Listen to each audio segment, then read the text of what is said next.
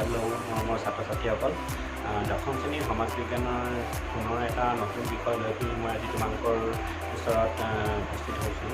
আহাচোন আজি বিষয়টোৰ সম্পৰ্কে কিছু কথা আলোচনা কৰোঁ। তোমালোকৰ অৰ্থনীতি আৰু ৰাজনীতি বিজ্ঞানৰ যিটো পাৰ্ট আছে তাৰে এটা প্ৰথম যিটো লেচন ভাৰতীয় জনসংঘ তাৰ ওপৰত তোমালোকক অকণমান এটা টপিকৰ ওপৰত অকণমান ক'বলৈ আগবাঢ়িছোঁ। তোমালোকৰ পৰীক্ষাত সাধাৰণতে আহে ভাৰতীয় সংবিধানৰ আদৰ্শকেইটা উল্লেখ কৰে।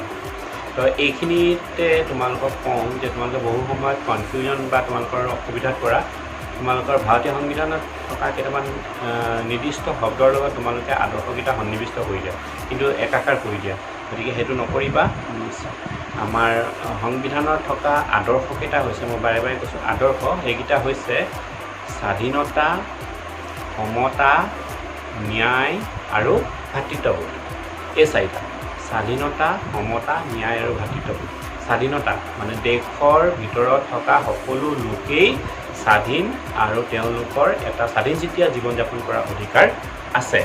দ্বিতীয়তে সমতা, ভাৰতত বাস কৰা সকলো শ্ৰেণীৰ জাতি বৰ্ণ ধৰ্ম নিৰ্বিশেষে সকলো শ্ৰেণীৰ লোকৰ মাজত মানে সমতাৰ সৃষ্টি কৰিবলৈ বিচৰা হৈছে। চৰকাৰেও সকলোকে সমান চকুৰে চায় বা আইনৰ দৃষ্টিত সকলো সমান। ন্যায় হৈ গ'ল যে জাতি বৰ্ণ ধৰ্ম নিৰ্বিশেষে সকলোকে আমি কি দিব বিচাৰোঁ, চৰকাৰৰ ফালৰ পৰা ন্যায় দিবলৈ বিচৰা হয় আৰু বিভিন্ন ক্ষেত্ৰত মানে ন্যায় বিচাৰটো সকলোৰে ক্ষেত্ৰত সমান হয়।